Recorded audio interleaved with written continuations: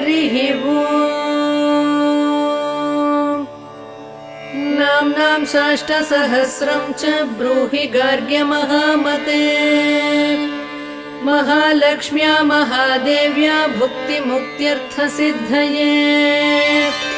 गार्ग्य उवाच सनत्कुमारमासीनं द्वादशादित्यसन्निभम् अपृच्छन् योगिनो भक्त्या योगिनामर्थसिद्धये। सर्वलौकिककर्मभ्यो विमुक्तानां हिताय वै भुक्तिमुक्तिप्रदं जप्यम् अनुब्रूहि दयानिधे। सनत्कुमार भगवन् सर्वज्ञोऽसि विशेषतः। आस्तिक्यसिद्धये नॄणां क्षिप्रधर्मार्थसाधनम्। खिद्यन्ति मानवाः सर्वे धनाभावेन केवलम्। सिद्ध्यन्ति धनिनोऽन्यस्य नैव धर्मार्थकामनाः। दारिद्र्यध्वंसिनी नाम केन विद्या प्रकीर्तिता। केन वा ब्रह्मविद्यापि केन मृत्युविनाशिनी। सर्वासां सारभूतैका विद्यानां केन कीर्तिता। प्रत्यक्षसिद्धिदा ब्रह्मन् तामाचक्ष्वदयानिधे। साधु पृष्टं महाभागाः सर्वलोकहितैषिणः। महतामेष धर्मश्च नान्येषामिति मे मतिः। ब्रह्म विष्णु महादेव महेन्द्रादिमहात्मभिः सम्प्रोक्तं कथयाम्यद्य लक्ष्मी नाम सहस्रकम्। यस्योच्चारणमात्रेण दारिद्र्योन्मुच्यते नरः। किं पुनस्तज्जपाज्जापि सर्वेष्टार्थानवाप्नुयात्। अस्य श्रीलक्ष्मी दिव्यसहस्रनामस्तोत्रमहामन्त्रस्य आनन्दकर्दमचिक्लीतेरिन्दिरासुतादयो महात्मानो महर्षयः। अनुष्टुप् छन्दः विष्णुमाया शक्तिः। महालक्ष्मी परा देवता। श्रीमहालक्ष्मी प्रसादद्वारा सर्वेष्टार्थसिद्ध्यर्थे जपे विनियोगः। ध्यानम् पद्मनाभप्रियां देवीं पद्माक्षीं पद्मवासिनीं। पद्मवक्त्रां पद्महस्तां वन्दे पद्मार्महर्निशम्। पूर्णेन्दुवदनां दिव्यरत्नाभरणभूषितां। वरदाभयहस्ताढ्यां ध्यायेच्चन्द्रसहोदरीम्। इच्छारूपां भगवतः सच्चिदानन्दरूपिणीम्। सर्वज्ञां सर्वजननीं विष्णुवक्षस्थलालयाम्। दयाळुमनिशं ध्यायेत् सुखसिद्धिस्वरूपिणीम्। नित्यागतानन्तनित्यानन्दिनी जनरञ्जनी। नित्यप्रकाशिनी चैव स्वप्रकाशस्वरूपिणी। महालक्ष्मीर्महाकाली महाकन्या सरस्वती। भोगवैभवसन्धात्री भक्तानुग्रहकारिणी। ईशावास्या महामाया महादेवी महेश्वरी। हृल्लेखा परमाशक्तिर्मातृका बीजरूपिणी। नित्यानन्दा नित्यबोधानादिनी जनमोदिनी। सत्यप्रत्ययनी चैव स्वप्रकाशात्मरूपिणी। त्रिपुरा भैरवी विद्या हंसा वागीश्वरी शिवा। वाग्देवी च महारात्रिः कालरात्रिस्त्रिलोचना। भद्रकाली कराळी च महाकाली तिलोत्तमा। काली कराळवक्त्रान्ता कामाक्षी कामदा शुभा। चण्डिका चण्डरूपेशा चामुण्डा चक्रधारिणी। त्रैलोक्यजयिनी देवी त्रैलोक्यविजयोत्तमा सिद्धलक्ष्मी क्रियालक्ष्मी मोक्षलक्ष्मी प्रसादिनी उमा भगवती दुर्गा चान्द्री दाक्षायणी शिवा प्रत्यङ्गिराधरा वेला लोकमाता हरिप्रिया पार्वती परमादेवी ब्रह्म विद्याप्रदायिनी अरूपा बहुरूपा च विरूपा विश्वरूपिणी पञ्चभूतात्मिका वाणी पञ्चभूतात्मिका परा काली मा पञ्चिका वाग्मी हविप्रत्यधिदेवता देवमाता सुरेशाना देवगर्भाम्बिका धृतिः संख्या जातिः क्रिया शक्तिः प्रकृतिर्मोहिनी मही यज्ञविद्या महाविद्या गुह्यविद्या विभावरी ज्योतिष्मती महामाता सर्वमन्त्रफलप्रदा दारिद्र्यध्वंसिनी देवी हृदयग्रन्थिभेदिनी सहस्रादित्यसङ्काशा चन्द्रिका चन्द्ररूपिणी गायत्री सोमसम्भूतिः सावित्री प्रणवात्मिका शाङ्करी वैष्णवी ब्राह्मी सर्वदेव नमस्कृता सेव्य दुर्गा कुबेराक्षी करवीरनिवासिनी जया च विजया चैव जयन्ती चापराजिता कुब्जिका कालिका शास्त्री वीणा पुस्तकधारिणी सर्वज्ञशक्तिः श्रीशक्तिर्ब्रह्म विष्णु शिवात्मिका इडा पिङ्गलिका मध्या मृणाली तन्तुरूपिणी यज्ञेशानी प्रथा दीक्षा दक्षिणा सर्वमोहिनी अष्टाङ्गयोगिनी देवी निर्बीजध्यानगोचरा सर्वतीर्थस्थिता शुद्धा सर्वपर्वतवासिनी वेदशास्त्रप्रभा देवी षडङ्गादिपदक्रमा शिवा धात्री शुभानन्दा यज्ञकर्मस्वरूपिणी व्रतिनी मेनका देवी ब्रह्माणी ब्रह्मचारिणी एकाक्षरपरा तारा भवबन्धविनाशिनी विश्वम्भरा धरा धारा निराधाराधिकस्वरा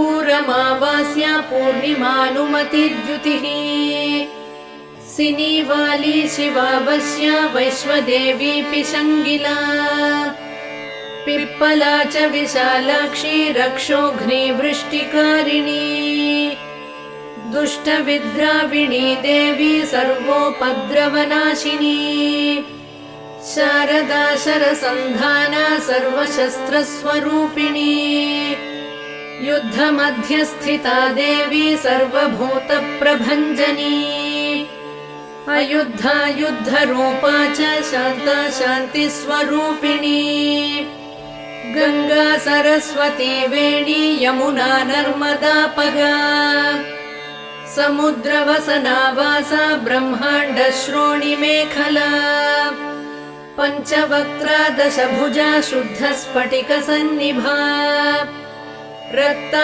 कृष्णा सिता पीता सर्ववर्णा निरीश्वरी कालिका चक्रिका देवी सत्या तु बटुका स्थिता तरुणी वारुणी नारी ज्येष्ठा देवी सुरेश्वरी विश्वम्भरा धरा कर्त्री गणार्गणविभञ्जनी सन्ध्या रात्रिर्दिवा ज्योत्स्ना कला काष्ठानिमेषिका उर्वी कात्यायनी शुभ्रा संसारार्णवतारिणी कपिला कीलिका शोका मल्लिका नवमालिका देविका नन्दिका शान्ता भञ्जिका भयभञ्जिका कौशिकी वैदिकी देवी सौरी रूपाधिकातिभा दिग्वस्त्रा नववस्त्रा च कन्यका कमलोद्भवा श्री सौम्यलक्षणातीत दुर्गा सूत्र प्रबोधिका श्रद्धा मेधा कृति प्रज्ञा धारणा कान्तिरेव च श्रुति स्मृतिर्धृतिर्धन्या भूतिरिष्टिर्मणीषिणी विरक्तिर्व्यापिनी माया सर्वमाया प्रभञ्जनी महेन्द्री मन्त्रिणी सिंही चेन्द्रजालस्वरूपिणी अवस्थात्रय निर्मुक्ता गुणत्रय विवर्जिता ईषणात्रय निर्मुक्ता सर्वरोग विवर्जिता योगी ध्यानान्तगम्या च योगध्यानपरायणा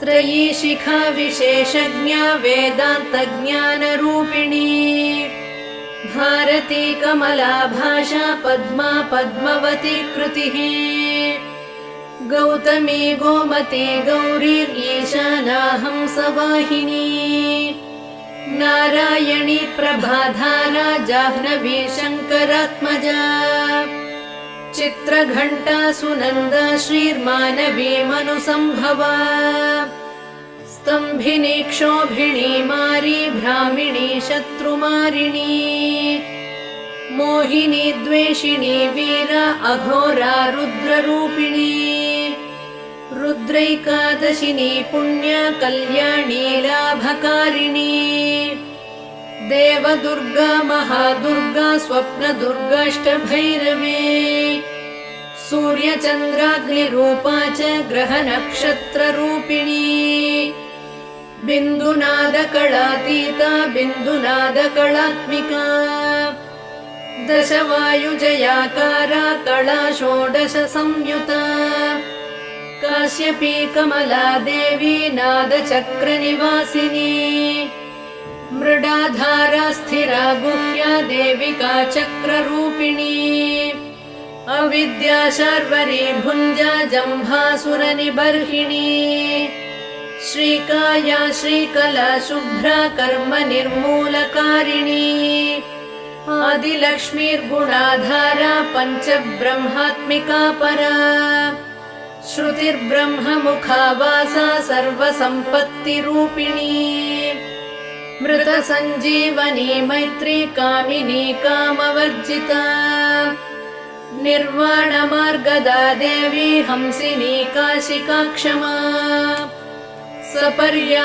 गुणिनी भिन्ना निर्गुणा खण्डिता शुभा स्वामिनी वेदिनी शक्या शाम्बरी चक्रधारिणी दण्डिनी मुण्डिनी व्याघ्री शिखिनी सोमसंहतिः चिन्तामणिश्चिदानन्दा पञ्चबाणा प्रबोधिनी बाणश्रेणिः सहस्राक्षी सहस्रभुजपादुका सन्ध्यावलिस्त्रिसन्ध्याख्या ब्रह्माण्डमणिभूषणा वासवी वारुणी सेना कुलिका मन्त्ररञ्जनी जितप्राणस्वरूपा च कान्ता काम्यवरप्रदा मन्त्रब्राह्मण विद्यार्थानादरूपा हविष्मती आथर्वणि श्रुतिः शून्या कल्पनावर्जिता सती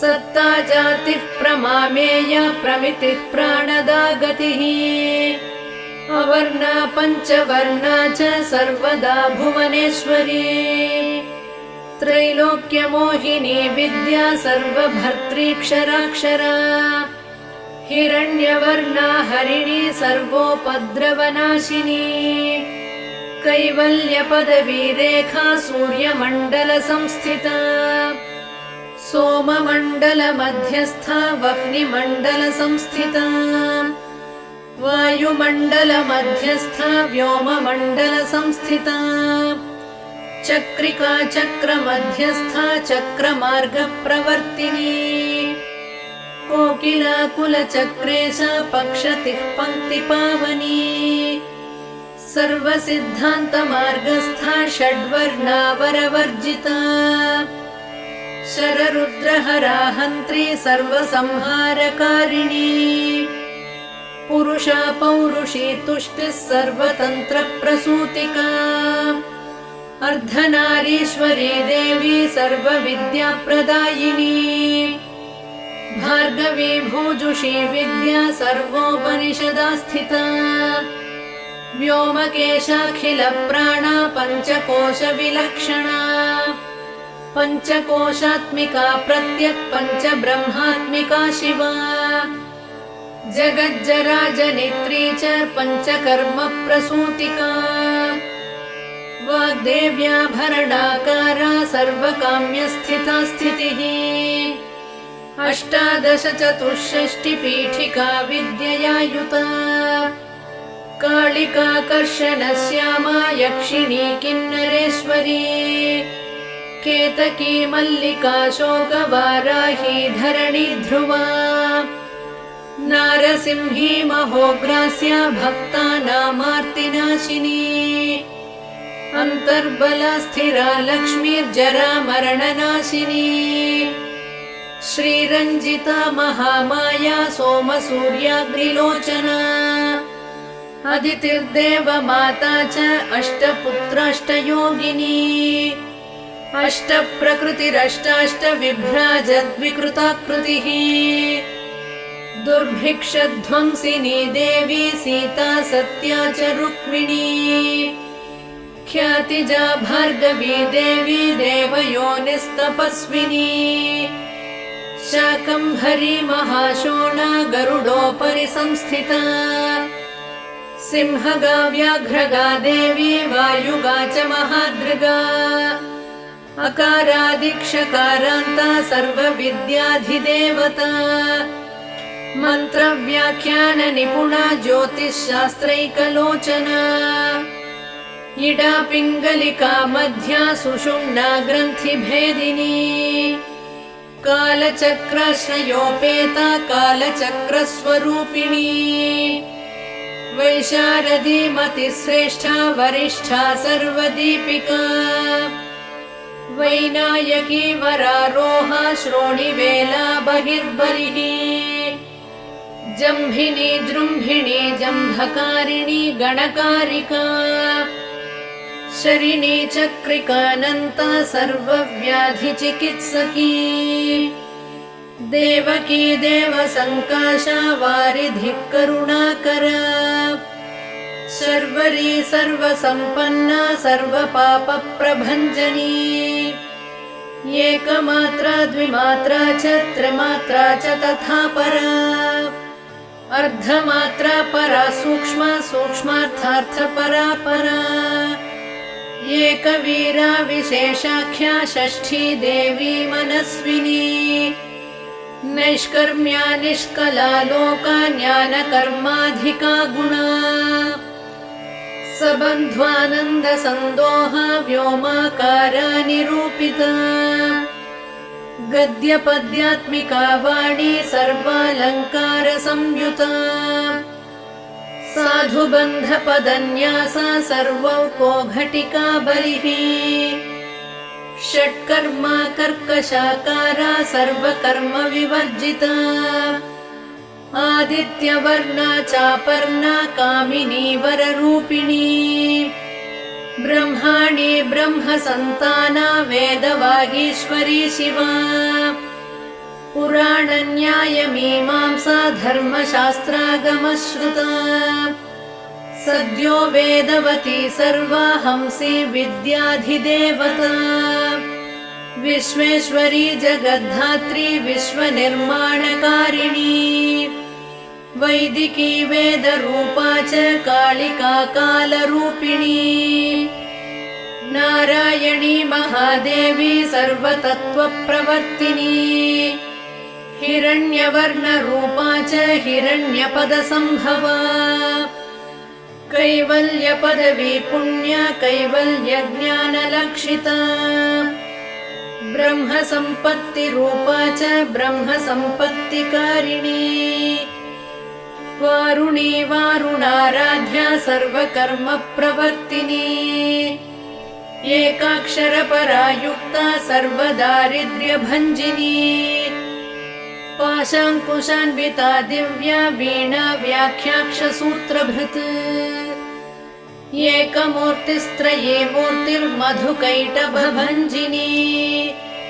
साङ्ख्या साङ्ख्यवती ज्वाला ज्वलन्ती कामरूपिणी जाग्रती सर्वसम्पत्तिः सुषुप्ता स्वेष्टदायिनी कपालिनी महादंष्ट्रा भ्रुकुटी कुटिलानना सर्वावासा सुवासा च बृहत्यष्टिश्च शक्वरी छन्दो गणप्रतिष्ठा च कल्माशी करुणात्मिका चक्षुष्मती महाघोषा खड्गचर्मधरा शनिः शिल्पवैचित्र्यविद्योता सर्वतो भद्रवासिनी अचिन्त्यलक्षणाकारा सूत्रभाष्यनिबन्धना सर्ववेदार्थसम्पत्तिः सर्वशास्त्रार्थमातृका अकारादिक्षकारान्त सर्ववर्णकृतस्थला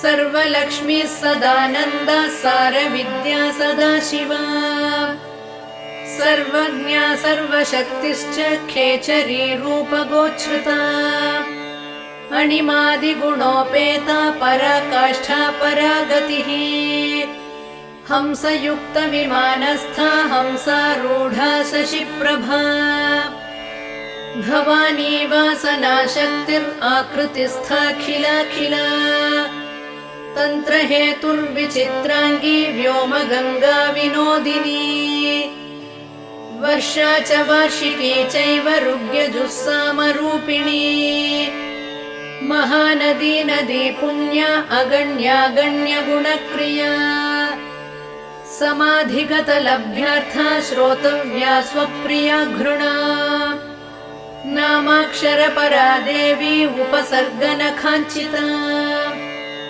निपातोरुद्वयी जङ्घा मातृका मन्त्ररूपिणी आसीना च शयाना च तिष्ठन्ती धावनाधिका लक्ष्यलक्षणयोगाढ्या ताद्रूप्यगणनाकृतिः सैकरूपा नैकरूपा सेन्दुरूपा तदाकृतिः समासतद्धिताकारा विभक्तिवचनात्मिका स्वाहाकारा स्वधाकारा श्रीपत्यर्धाङ्गनन्दिनी गम्भीरा गहना गुह्या योनिलिङ्गार्धधारिणी शेषवासुकि संसेव्या चपला वरवर्णिनी कारुण्याकार सम्पत्तिः कीलकृन्मन्त्रकीलिका शक्तिबीजात्मिका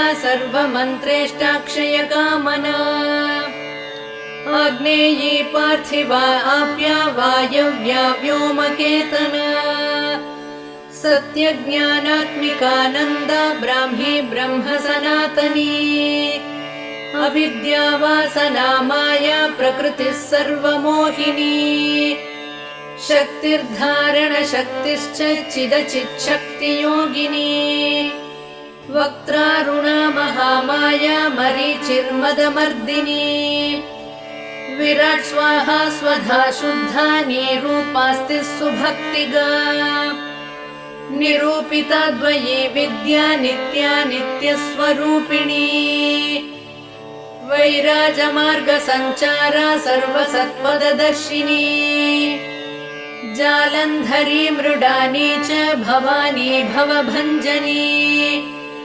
त्रैकालिकज्ञानतन्तुस्त्रिकालज्ञानदायिनी नादातीता स्मृतिप्रज्ञा धात्री रूपा त्रिपुष्करा पराजिता विधानज्ञा विशेषितगुणात्मिका हिरण्यकेशिनी हेम ब्रह्मसूत्रविचक्षणा असङ्ख्येयपरार्धान्तस्वरव्यञ्जनवैखरी मधुजिह्वा मधुमती मधुमासोदया मधुः माधवी च महाभागा मेघगम्भीरनिस्वना ब्रह्म विष्णु महेशादि ज्ञातव्यार्थविशेषगा नाभौ वह्निशिखाकारा ललाटे चन्द्रसन्निभा भ्रूमध्ये भास्कराकारा सर्वताराकृतिर्हृदि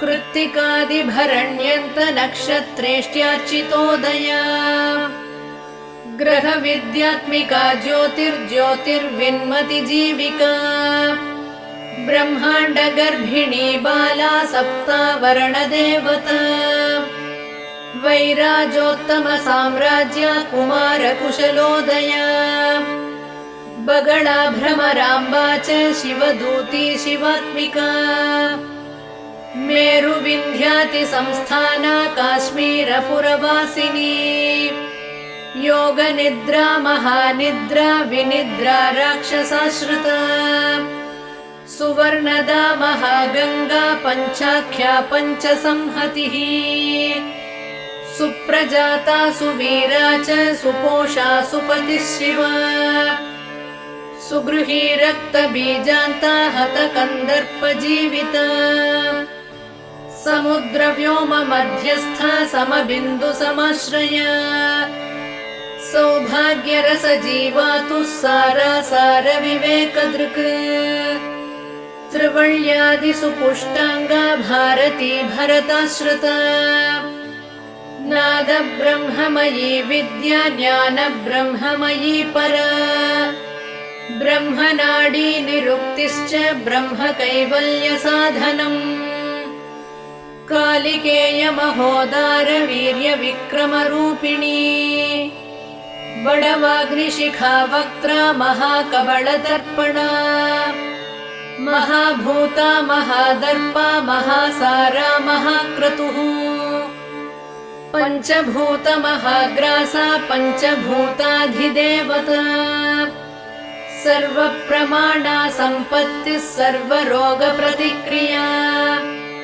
ब्रह्माण्डान्तर्बहिर्व्याप्ता विष्णुवक्षो विभूषिणी शाङ्करी विधिवक्त्रस्था प्रवरावरहेतुकी हेममाला शिखामाला त्रिशिखा पञ्चमोचना सर्वागम सदाचार मर्यादा यातु भञ्जनी पुण्यश्लोक प्रबन्धाढ्या सर्वान्तर्यामि रूपिणी सामगान समाराध्या श्रोतृर्कर्णरसायना जीवलोकैकजीवातुर्भद्रोदारविलोकना तटित्कोटिलसत्कान्तिस्तरुणी हरिसुन्दरी मीननेत्रा च सेन्द्राक्षी विशालाक्षी सुमङ्गला सर्वमङ्गलसम्पन्ना साक्षान्मङ्गलदेवता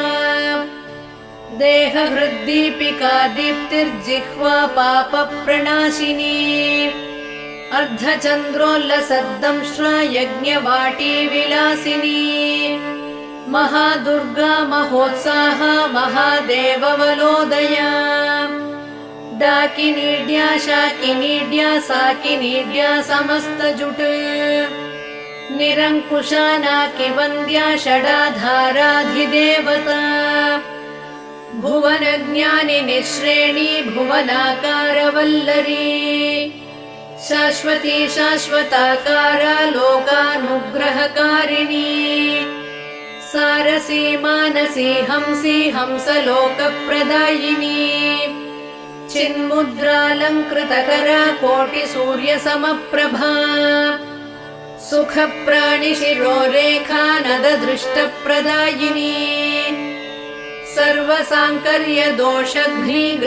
सर्वसाङ्कर्यदोषघ्निग्रहोपद्रवनाशिनी क्षुद्रजन्तुभयघ्नी च विषरोगादिभञ्जनी सदा शान्ता सदा शुद्धा गृहच्छिद्रनिवारिणी कलिदोषप्रशमनी कोलाहलपुरस्थिता गौरी लाक्षणिकी मुख्या जगन्याकृतिवर्जिता माया विद्या मूलभूता वासवी विष्णुचेतना वादिनी वसुरूपा च वसुरत्नपरिच्छदा छान्दसी चन्द्रहृदया मन्त्रस्वच्छन्द भैरवी वनमाला वैजयन्ती पञ्चदिव्यायुधात्मिका पीताम्बरमयी चञ्चत्कौस्तुभा हरिकामिनी नित्या तथ्या रमा रामा रमणी मृत्युभञ्जनी